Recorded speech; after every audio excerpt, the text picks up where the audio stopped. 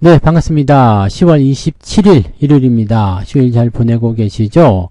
자, 오늘 종목 진단은요. 네, 위기인지 기회인지 잘 모르겠는 자동차 종목들 준비했습니다.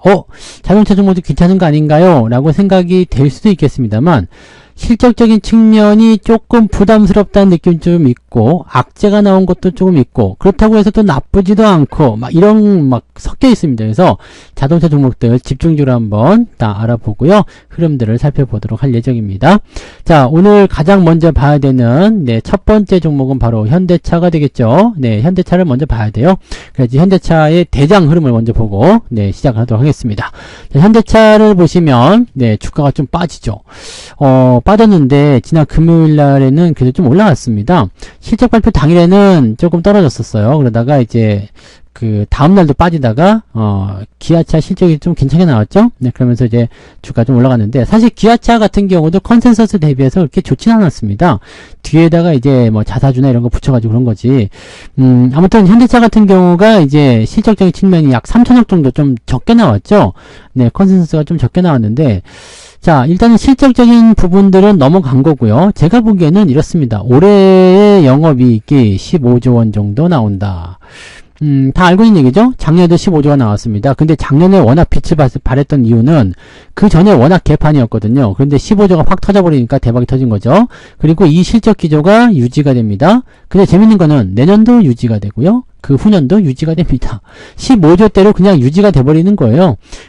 이제 하이브리드라든지 고부가가치에 해당하는 그런 제품들을 많이 팔 거라고 얘기는 되어 있습니다만 일단 이렇게 유지가 돼버린다라는 것은 실적의 어떤 그 피크치, 정체 국면 이런 것들이 나올 수 있다고 보시면 될 것 같아요. 자, 그럼에도 불구하고 우리가 현대차를 매수를 했었던 이유는 뭐겠습니까?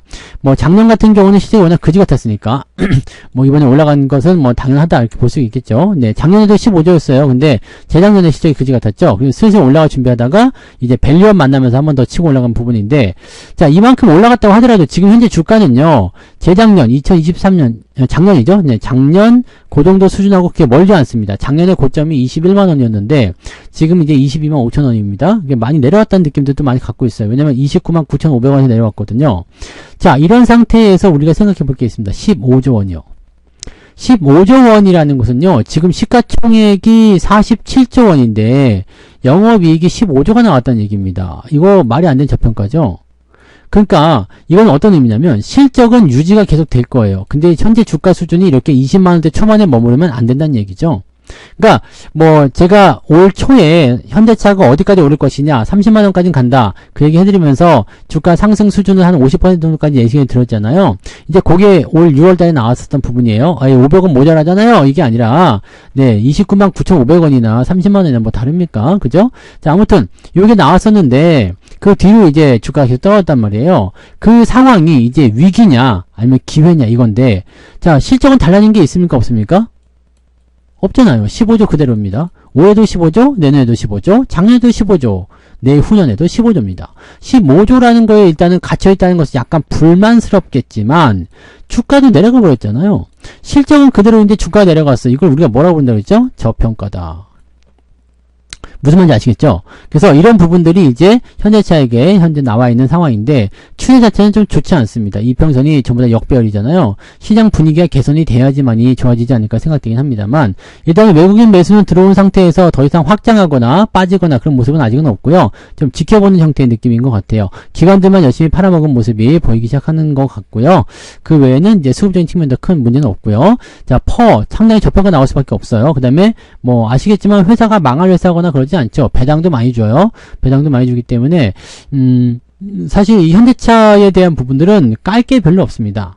네, 나쁘지 않거든요. 자동차 잘 팔고 있잖아요. 잘 팔고 있고 수출 잘 하고 있고 실적도 이 정도면 굉장히 준수하죠. 그래서 150조라면 원래는 곱하기 10을 때렸을 때 이 시청이 15조니까 150조까지 가야 되지만, 그거 너무 과하다 싶다면 100조까지만 가자 이거지. 100조까지만 가면은 이거 지금 22만 5천원이니까, 네, 50만원은 가야 되는 거 아니냐. 그런 전망이 나오는 거죠.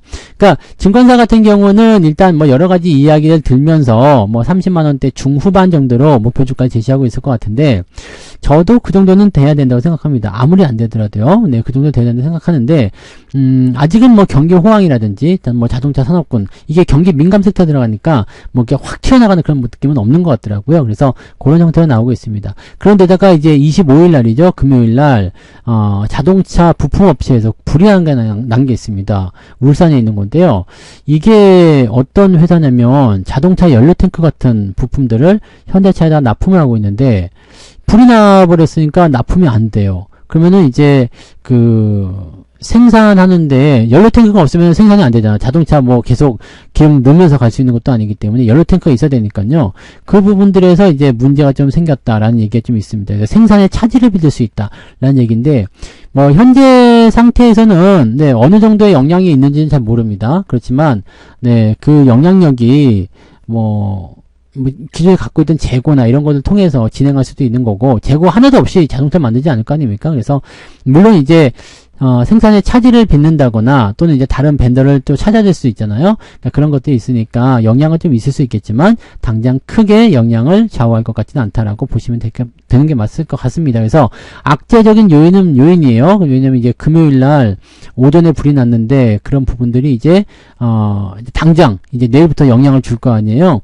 그러니까 그런 부분들인데, 납품이 안 된다면, 그다음 만들어 놓은 걸 못 쓴다라면 당연히 영향을 받을 수밖에 없겠죠. 그래서 그런 내용들이 이제 부품업체로서는 완전 날벼락 같은 일이겠지만, 이 자동차 같은 경우는 부품을 조달받지 못해서 생산을 못한다라고 하는 것은 이제 또 다른 벤더를 찾거나 아니면 재고를 확보하기 전까지는 힘들 수 있겠죠. 그래서 자동차 판매량이 약간 주춤거릴 수 있는 그런 악재가 될 수 있습니다. 근데 시장은 별로 반영하지 않을 것 같아요. 크게 중요한 내용은 아닐 것 같아 보이기 때문에 크게 반영하지 않을 것 같고, 어떻게든 해소하겠죠. 네, 어떻게든 이런 부분들을 해결을 하고 넘어갈 수 있는 과정이니까 네, 그렇게 보시면 되겠습니다.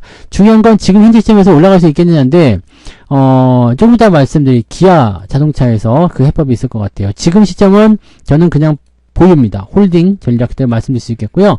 지지선은 22만원 정도 형성되어 있습니다. 그래서 이 정도 보시면 될 것 같고요. 추가 상승에 대한 부분들은 조금 약합니다. 왜냐면 대형주 이평선들의 저항이 워낙 두껍게 있기 때문에 지금 24만원에서 25만원까지는 넘겨줘야지만이 이게 돌아서게 되면서 상승할 수 있거든요. 이런 부분들은 지금 시적 이벤트가 다 끝난 상태이기 때문에 뭔가 다른 어떤 이슈가 나와주거나 판매량이 증가한다거나 뭐 호재성 재료가 나와줘야지만이 주가 상승이 일어날 수 있습니다. 그래서 당분간은 조금 횡보하거나 이 자리에서 유지가 될 가능성이 굉장히 높습니다. 그래서 지금 시점은 매수보다는 관망이 좋은 것 같아 보이고요. 가지고 계신 분들은 홀딩만 보시면 될 것 같아요.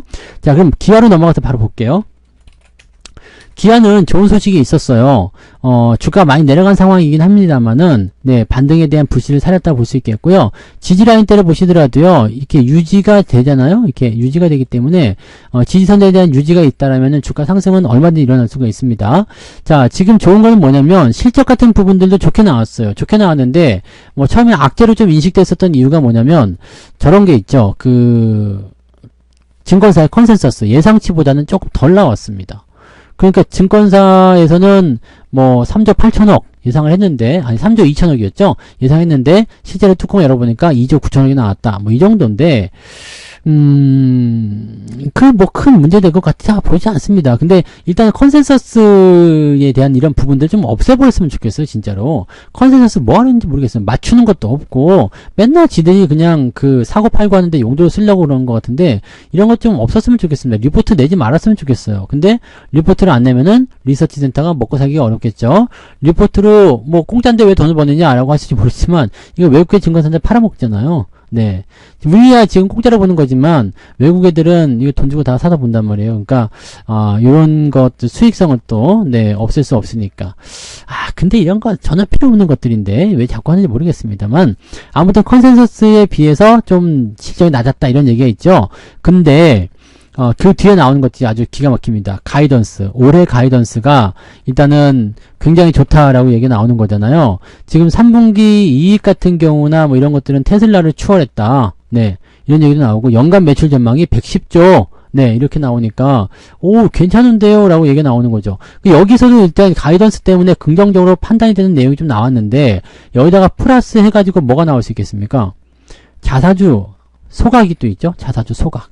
네, 자사주 소각에 대한 부분도 나타나니까, 기가 막히는 거죠. 그래서, 실제적으로 이제 기아 같은 경우는, 이제 배당률이 높잖아요. 주가 내려갔을 때 하면 더 좋잖아요. 배당률도 높은 상황인데, 여기다가 자사주까지 소각을 하게 되니까, 아시죠? 자사주 소각하면 주식이 없어집니다. 주식수가 줄어요. 근데, 만약에 배당을 100억 하기로 했다. 100만원 하기로 했다. 근데 10명이다. 그럼 만원씩 나눠줘야 되잖아요. 근데 자사주 소각을 통해가지고 절반이 없어졌어. 그래서 50명에게만 줘야 된다. 그러면 2만원씩 배당 받는 거지. 만원씩 배당 받을 거 2만원씩 배당 받는 겁니다. 물론 이렇게 드라마틱하게 되지는 않겠지만 자사주 소각은 그런 의미가 있습니다. 그래서 배당을 많이 준 회사들은 자사주 소각은 아주 기가 막힌 소식을 볼 수 있습니다. 그래서 지금 현대차 같은 경우도 자사주 매입에 대한 부분들, 자사주 소각에 대한 부분들을 이제 어느 정도 그 가이던스로 제시를 할 필요성이 있습니다. 그래서 그렇게 된다 그러면은 현대차 같은 경우 이번에 인도 쪽 상장을 통해서 갖고 온 보람이 있기 때문에 수익성이 좀 늘어날 수 그 자사주의 어떤 규모가 1조 원 정도 예상되고 있다는 얘기 나오죠. 그런 데다가 지금 기아차 실적이 나쁘지 않아요. 그리고 자사주 소각에 따른 배당률 확대가 된다라면 기아차의 최대 주주가 현대차입니다. 아시고 계시죠? 알고 계시죠? 그러니까 그렇게 된다면은 기아차의 실적이 좋고 배당을 많이 준다는 것은 현대차에게도 당연한 이득이 될 수밖에 없다는 얘기가 되는 거죠. 그래서 지금 현재로서는 이제 테슬라보다 영업이익률이 더 좋다라고 얘기가 나온 상황이고요. 기아차하고 현대 이 둘이 합쳐가지고 올해 합산 매출액이 300조 원 정도 나올 것이다. 그래가지고 자동차 기준으로는요, 세계적인 지금 뭐 탑2, 탑2에 들어간다. 이렇게 얘기가 나올 수도 있습니다. 그래서, 자동차 그룹 쪽에서는 상당히 이제 위상을 떨칠 수 있는 그런 기업이 될 수도 있다라고 얘기가 되는 거죠. 올해 실적 전망치가 일단 상향이 됐지만 내년도도 괜찮을 거다라는 전망이 있죠. 그래서 그런 내용들이 현재 잡혀 있다라고 보시면 요거는 주가가 올라가지 않고는 배기지 못할 내용인데 그래서 지금 시점은 일단은 10만원 아래쪽은 가격이 싸다라는 인식이 들어갈 수밖에 없기 때문에 매수가 들어갈 수 있는 가능성이 있고요. 대신에 매수를 지금 들어가시는 것도 나쁘지 않겠지만 단기적 포인트가 있어요. 10만원 정도, 10만 5천 정도 저항대가 있잖아요. 그래서 요 자리 넘어가면서 매수하는 것도 나쁘지 않아요. 여기서 바로 이제 치고 올라간다라는 이렇게 상황이 만들어지게 되면 바로 따라가서 매수하는 것이 아니라 조금 기다렸다가 10만 5천 원이나 10만 원대 넘어가면서부터 이평선 정렬이라든지 이런 거 만들고 나서 진행하시면 될 것 같아 보인다는 얘기죠. 그래서 요거는 일단 갖고 계신 분은 그냥 홀딩 하시면서 배당까지 다 받아 먹으세요. 그리고 뭐라 그럴까요? 이제 매수 같은 부분만 조금 이제 너무 서두르지 않으면 되지 않을까 판단되니까 그런 내용만 잘 참고하시면 되겠습니다. 이거는 긍정적입니다. 그래서 현대차, 기아차 둘 다 긍정적으로 우리가 생각해 주시면 될 것 같고요. 자, 그 다음에 또 하나의 우리 ST7 대장을 볼 수 있는 현대모비스요. 요즘에 현대모비스 때문에 아주 이뻐 죽겠죠. 26만 5천원까지 올라갔다가 내려오긴 했습니다만 저기는 이제 매물대에 대한 자연스러운 결과라고 보시면 될 것 같고요. 조금 내려가도 괜찮습니다. 지지라인 대가 24만 5천원 또 25만원대도 형성되어 있기 때문에 어지간해선 밀리지 않을 것 같아 보여집니다. 내리더라도 아래쪽 23만 5천원부터는 또 지지선이 아주 단단하거든요. 그러니까 더 이상 밀리지 않습니다. 그러니까 약간의 변수는 있을 수 있겠지만 그냥 그런 변수조차도 그냥 조금 그러고 지나간다 이렇게 생각해 주시면 될 것 같아 보입니다. 자, 실적도 좋게 나왔습니다. 3분기 연결 기준으로 영업이익이 9,086억이요. 그래서 지난해 같은 전년 동기보다도 31%나 증가했다. 다만 이제 매출액 같은 경우는 14조에 나타나서 조금 줄어들었다. 이런 얘기가 나와 있죠. 분기 기준의 영업이익으로는 사상 최대입니다. 역사상 가장 많은 실적을 만들어냈다. 실적에 대한 기대가 굉장히 큰데다가 이 전동화 부품이라든지 이런 부분들이 지금 유럽에서 줄 서 있다는 얘기도 나오기 때문에 앞으로 이제 이 현대모비스가 하는 것은 아주 부품 쪽에서 아주 기가 막힌 거니까요. 모듈 핵심 이런 쪽에서 실적이 계속적으로 좋아질 수 있다라고 보시면 될 것 같습니다. 그래서 지금은 이제 미국이라든지 유럽 이런 쪽에서 전체적으로 이제 긍정적인 요소가 나올 수 있지만 또 반대로 보면 미국 대선에 대한 영향이 또 불안정 요소로 작용할 수 있다 이렇게 나오곤 있습니다. 하지만 지금은 그런 거 외에도 실적 이외에도 지배구조와 관련된 그런 부분들 아시죠? 순환 출자를 해야 되는 부분들인데 정의선 회장이 지배력을 강화하기 위해서는 현대모비스의 지분이 꼭 필요하다. 어떻게 할 것인가 이런 부분들. 그래서 여기에 대한 기대감이 좀 있을 수 있다라고 볼 수 있겠죠. 자, 제가 보기에는 단기적 조정은 좀 나올 수 있어요. 그래서 24만 5천 원이나 25만 원 정도 지지선을 형성하면서 진행될 수 있겠는데 뭐 그런 것들은 어느 정도 예상하고 가시는 것도 괜찮을 것 같아 보이고요. 그냥 막 올라갈지도 모르죠. 네, 근데 지금 과매수에다가 저항대를 부딪혔기 때문에 좀 들어오는 게 맞지 않을까 생각됩니다. 그래서 그런 부분들은 참고하시면 좋겠습니다. 가지고 계신 분들은 홀딩 그냥 그대로 계속 보시면 되고요. 매수 같은 경우는 24만 원대까지 한번 내려오면 생각해 보시고요. 지금은 매수 따라 들어가기는 조금 애매할 것 같아 보이니까 그 부분 체크하시고요. 네. 자, 그 다음에 현대위아 볼게요. 현대위아는 실적이 조금 안 좋죠. 네. 실적이 조금 안 좋아서 주가 좀 내렸어요. 3분기 영업이익이 529억 원. 그래서 지난해 전년 동기보다도 22%나 감소했다라고 얘기가 나왔습니다. 실적이 조금 안 좋아지면 좀 애매하죠. 근데 다만 4분기부터는 실적이 점점 증가할 것이다라고 얘기를 하고 있습니다. 자, 지금 현대 위아 같은 경우는 이렇게 지지라인들을 만든 이후에 툭 떨어져가지고 못 올라오고 있습니다. 특히나 서킷 때 훨씬 더 많이 빠졌고요. 6월, 7월달 들어서면서 주가 악재가 계속 일어났던 것 같아요. 아직 외국인들의 수급이 크게 빠진다고 하는 모습은 아닙니다만 천천히 이제 7월달부터 매도가 좀 있었다는 부분들을 해석할 수가 있습니다. 기관, 외국인 동시 매도가 있었던 부분들이 조금 이제 부담스럽다 보시면 되겠고요.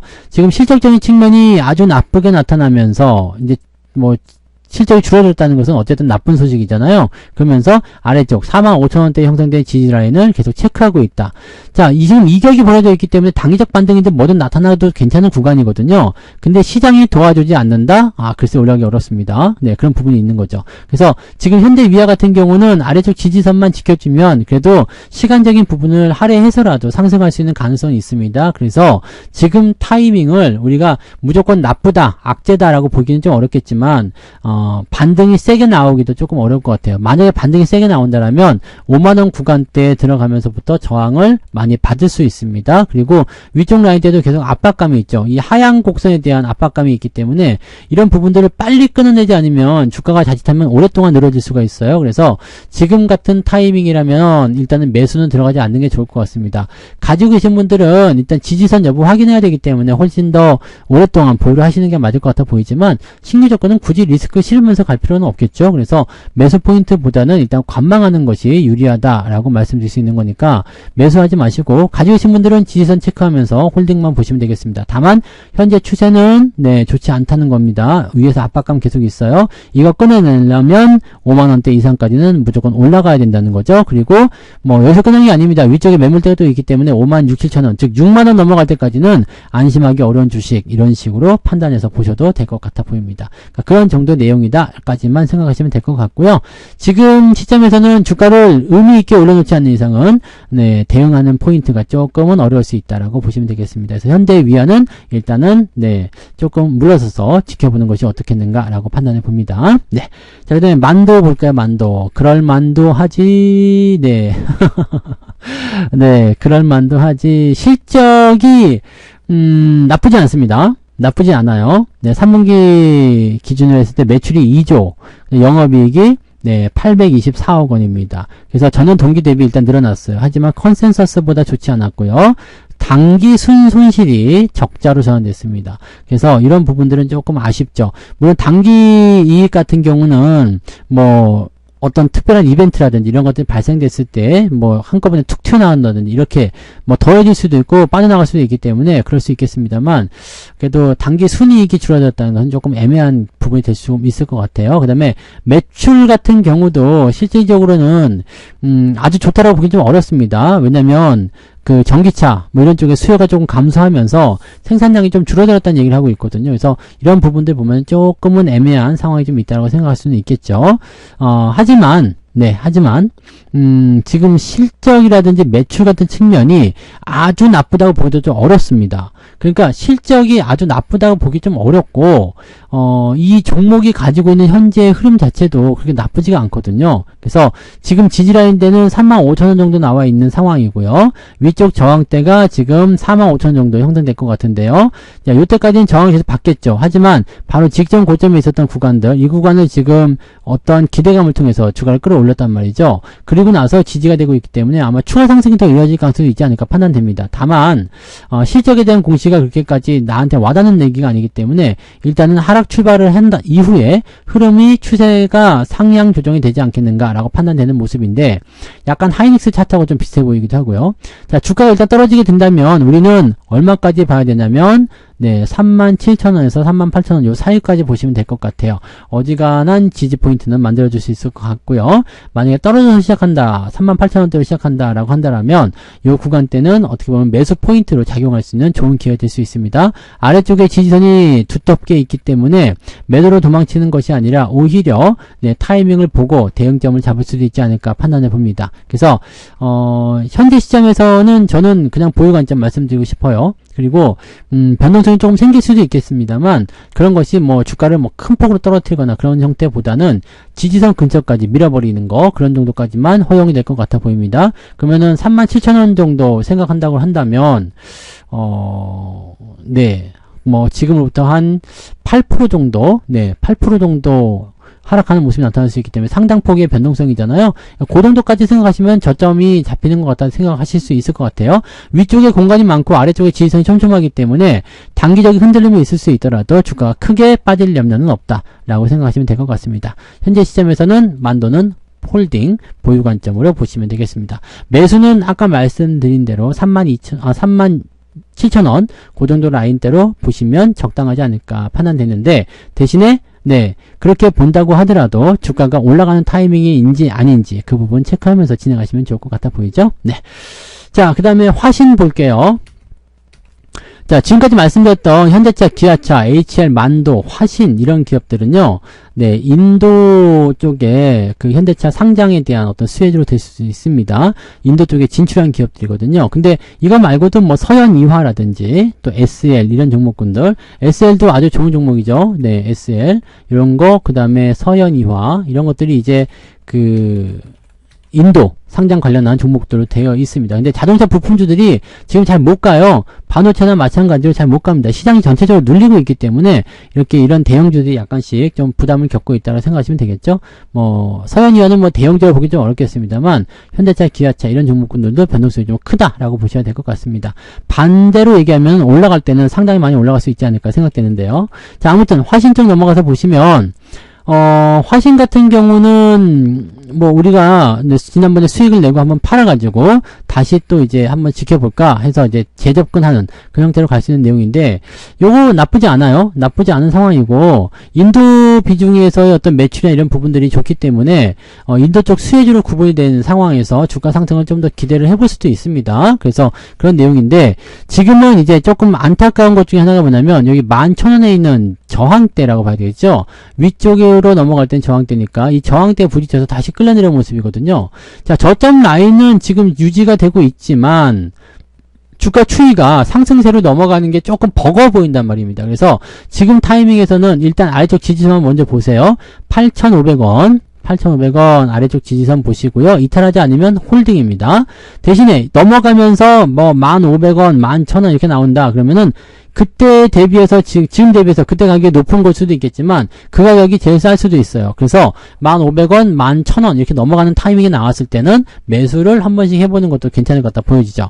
지금은 저항대 눌려있고 전체적으로 이 지지선에 가까이 있기 때문에 매수를 바로 들어갈 필요 없습니다. 또 계속 떨어진 추세잖아요. 그러니까 매수를 바로 들어가지는 마시고 지켜보시되 대신에 흐름이 바뀌게 되면서 1,500원대 이상 넘어가기 시작하면 그때부터는 적극적인 매수를 고민해 볼 필요도 있다고 보시면 되겠습니다. 지금으로서는 별로 문제될 만한 종목은 아니라고 보시면 될 것 같고요. 뭐 시장의 환경이나 외부 변수 등 이런 것들에 대한 내용들이 주가를 좀 더 끄집어내리지 않았을까라고 판단되니까 그렇게들 생각해 주시면 될 것 같습니다. 그래서 오늘은 이렇게 6종목이죠. 네, 6종목 위기인가 기회인가 악재와 호재가 공존하고 있는 이 상태에서의 종목들 자동차 종목군 같이 알아봤고요. 잘 참고하셔서 좋은 대응들 해보시기 바랍니다. 남은 휴일 잘 보내시고요. 저는 내일 아침 시황에서 다시 올게요. 고맙습니다. 본 방송에서 제공되는 모든 정보는 투자 판단의 참고 자료이며 투자의 최종 책임은 본 방송을 이용하는 본인에게 있습니다.